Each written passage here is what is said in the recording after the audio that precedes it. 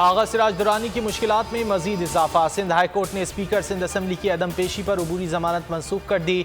नैब team 15 घंटे बाद गिरफ्तार किए बगैर चली गई। खवातीन एहलकारों की अदम मौजूदगी पर घर की तलाशी ना ली जा सकी। कोरोना की चौथी लहर, मजीद 28 अफराद जाँ बहक, 1016 नए केसेज। मुस्बत केसेस की शरह 2.11% रही।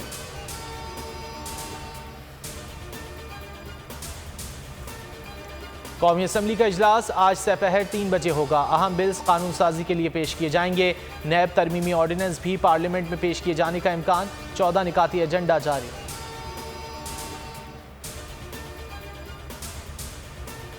वज़ीर आज़म इमरान खान आज पार्लियामेंट हाउस जाएंगे। चैम्बर में अहम मुलाकातें करेंगे। लाहौर में परवेज़ मलिक के खाली होने वाले हल्के NA 133 में उम्मीदवार सामने लाने के लिए मुशावरत करेंगे। अरकान पार्लियामेंट के मसाइल भी सुनेंगे।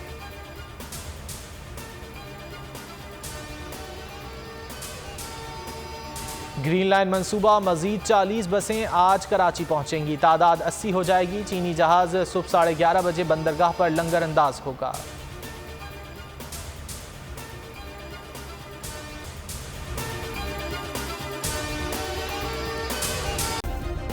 सब्सक्राइब करें और बेल दबाएं ताकि कोई खबर रह न जाए।